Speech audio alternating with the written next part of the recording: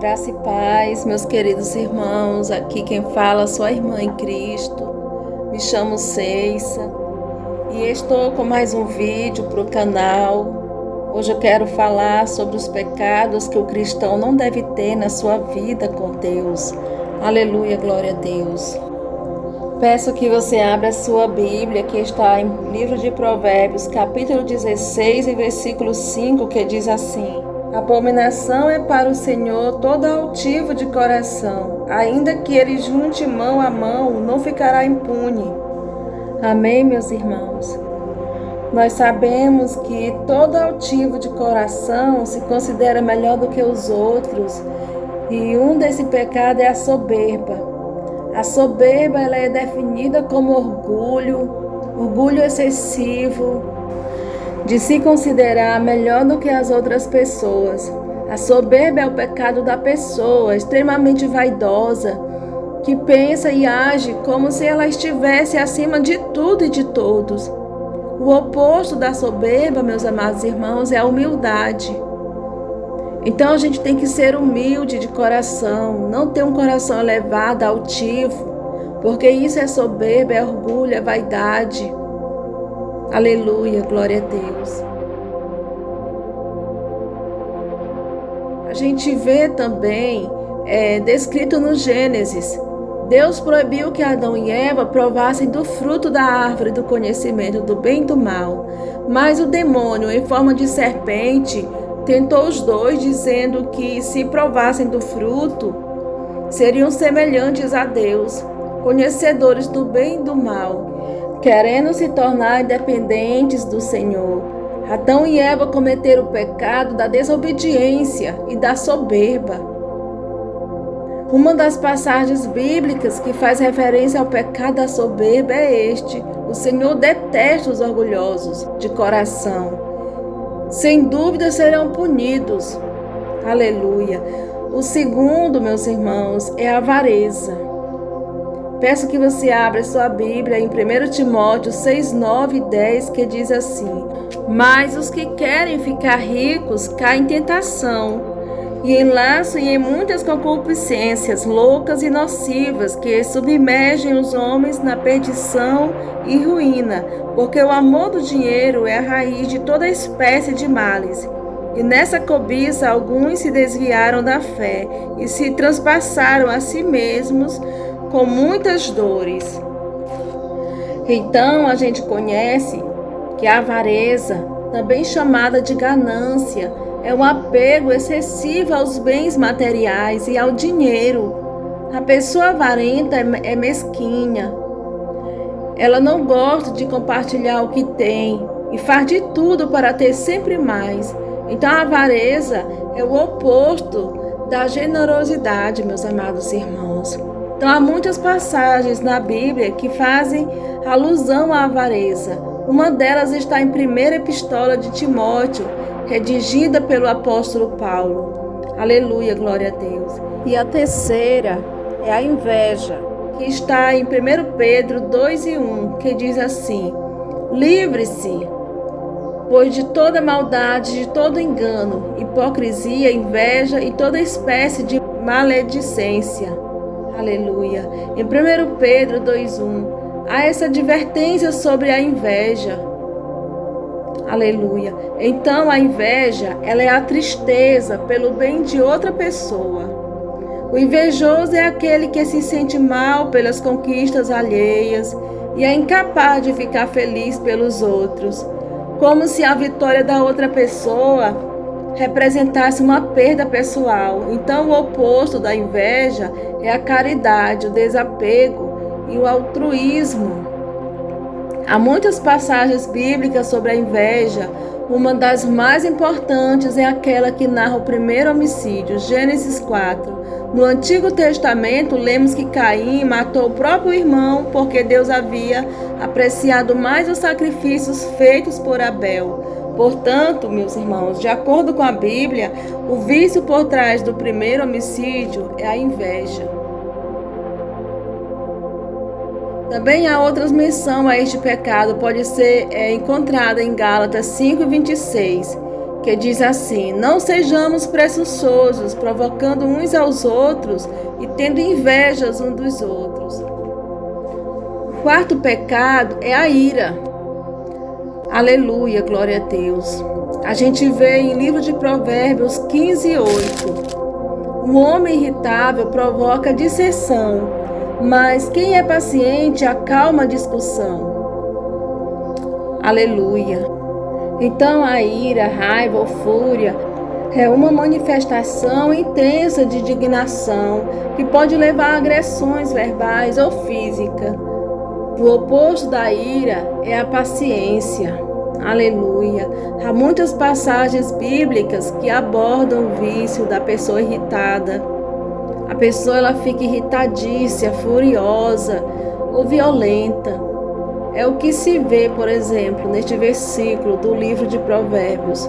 O homem irritável provoca dissensão, mas quem é paciente acalma a discussão. Em Provérbios 15:18. Em Salmos 37:8, há conselhos importantes para as pessoas raivosas. Evite a ira e rejeite a fúria. Não se irrite, isso só leva ao mal. E o livro de Salmos 37:8. Aleluia. O quinto pecado é a luxúria. A gente vê em livro de Gálatas 5:19. Ora, as obras da carne são manifestas: imoralidade sexual, impureza e libertinagem. Em Gálatas 5:19. Então a luxúria, a lascívia ou libertinagem é o pecado associado aos desejos sexuais. Esse pecado tem a ver com o abuso do sexo ou a busca excessiva do prazer sexual. Então o oposto da luxúria é a pureza. Das passagens bíblicas que tratam desse pecado, uma das mais incisivas é a que está em Gálatas 5:19. Aleluia, glória a Deus. Em Colossenses 3, 5 e 6, há outra referência. Assim façam morrer tudo que pertence à natureza terrena de vocês: imoralidade sexual, impureza, paixão, desejos maus e a ganância, que é a idolatria. E por causa dessas coisas que vem a ira de Deus sobre os que vivem na desobediência. Em Colossenses 3, 5 e 6. E o sexto pecado é a gula. A gente vê em Provérbios 23, 20 e 21. Há um conselho aos que querem se manter distantes da tentação da gula. Então não ande com os que se encharcam de vinho, nem com os que se empanturram de carne, pois os bêbados e os glutões se empobrecerão, e a sonolência os vestirá de trapos. Em Provérbios 23, 20 e 21. Aleluia, glória a Deus. Então a gula, meus amados irmãos, é o pecado associado ao desejo de comer, de beber de maneira exagerada, para além das necessidades. Esse pecado tem a ver com a perda de controle em relação ao próprio corpo. O oposto da gula é a moderação. Na verdade, quase todos os pecados estão relacionados à falta de moderação.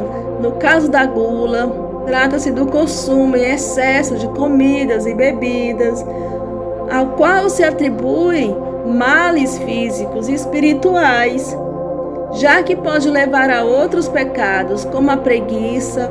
A gula é uma manifestação da busca da felicidade em coisas materiais. Aleluia, glória a Deus. E a sétima é a preguiça. A gente vê em Provérbios 13, 4. O preguiçoso deseja e nada tem, mas o desejo dos que se esforçam será atendido. Em Provérbios 13, 4. Então observe a formiga, preguiçoso, reflita nos caminhos dela e seja sábio. Em Provérbios 6 e 6. O preguiçoso morre de tanto desejar e de nunca pôr as mãos no trabalho. Provérbios 21 e 25. Aleluia, glória a Deus. Então a preguiça, ela é uma falta de vontade ou de interesse em atividades que exijam algum esforço, sejam físico ou intelectual. Ela pode ser definida como a falta de ação, a ausência de ânimo para o trabalho e outras tarefas do dia a dia. Então, o oposto da preguiça é o esforço, a força de vontade, a ação. Aleluia, glória a Deus. Então, o pecado da preguiça tem a ver com a recusa voluntária ao dever do trabalho, da busca do pão de cada dia. Mas também se relaciona, meus irmãos, com a falta de ânimo nas práticas, na falta de busca às coisas de Deus, a falta de oração, de ler a palavra do Senhor, a falta de se dedicar às coisas de Deus. Então, qual seria a explicação para a origem dos pecados na vida das pessoas? Em Marcos 7, 21 e 23, há uma passagem que lança sobre essa questão. Pois do interior do coração dos homens vêm os maus pensamentos, as imoralidades sexuais, os roubos, os homicídios, os adultérios, as cobiças, as maldades, o engano, a devassidão, a inveja, a calúnia, a arrogância e a insensatez. Todos esses males vêm de dentro e tornam o homem impuro. Em Marcos 7, 21 e 23, reflitam. Fiquem todos na doce paz do Senhor, na graça de Deus, na presença do Espírito Santo. Que Deus abençoe sua vida grandemente, porque nós devemos deixar de lado essas coisas que nos afastam do Senhor. O Senhor Jesus está voltando, vamos nos consertar diante da presença dEle. E se você se identificou com algum desses pecados, procure a ajuda do Espírito Santo, porque Ele é fiel para te ajudar, amém, meu amado irmão? Procure sempre servir ao Senhor, de corpo, alma e espírito, porque o Senhor está voltando e Ele vem buscar uma igreja santa, pura, lavada com seu sangue.